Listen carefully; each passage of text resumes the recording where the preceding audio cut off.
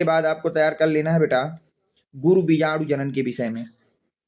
गुरु बीजाणु जनन, तो इन टॉपिकों को आपको सबसे पहले तैयार कर लेना है बेटा। देखिए यहाँ पर परागकण, द्विनिषेचन, अनिषेक फलन, लघु बीजाणु जनन और गुरु बीजाणु जनन, इन टॉपिकों को आप टिक करिए। सबसे पहले आपको इन टॉपिकों को तैयार कर लेना है, यहाँ तक आपको कोई डाउट नहीं होना चाहिए। 8 टॉपिक अच्छी तरह से आप टिक कर लीजिए।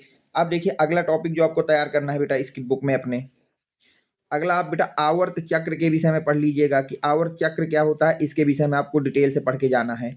इसके बाद आपको पढ़ लेना है बेटा अगला टॉपिक अंडाणु जनन के विषय में कि अंडाणु जनन किसे कहते हैं। इसके बाद आपको जो तैयार करना है वो तैयार करना है बेटा अंडाणु जनन के विषय में पढ़ लीजिएगा, यहाँ से भी क्वेश्चन बहुत ज़्यादा बनाए जाते हैं। इसके बाद अगला जो टॉपिक आप तैयार करिए बेटा वो तैयार करिए शुक्राणु जनन के विषय में। इसके विषय में बेटा शुक्राणु जनन को पढ़ के जाइएगा, शुक्राणु जनन। शुक्राणु जनन के बाद अगला जो टॉपिक आपको पढ़ के जाना है बेटा वो है मनुष्य में यौन संबंध संबंधित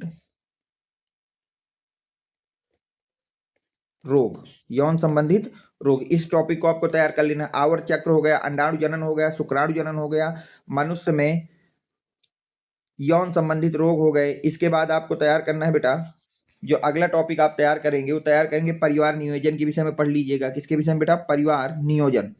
बस इन टॉपिकों को जितना मैं लिखवा रहा हूँ बस इनको टिक करके अच्छी तरह से याद करिए बेटा, कोई भी क्वेश्चन इसके बाहर से नहीं आएगा, आप बिल्कुल श्योर हो जाइए।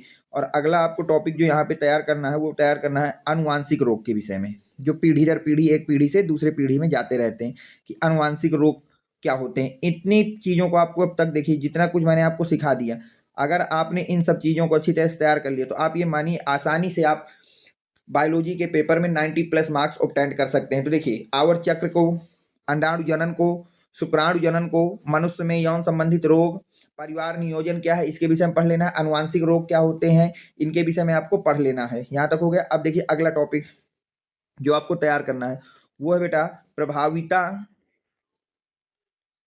और अप्रभाविता। यहाँ से बहुत ही ज़्यादा मोस्ट इंपॉर्टेंट कर लीजिएगा बेटा, इसको जरूर से जरूर पढ़ के जाइएगा।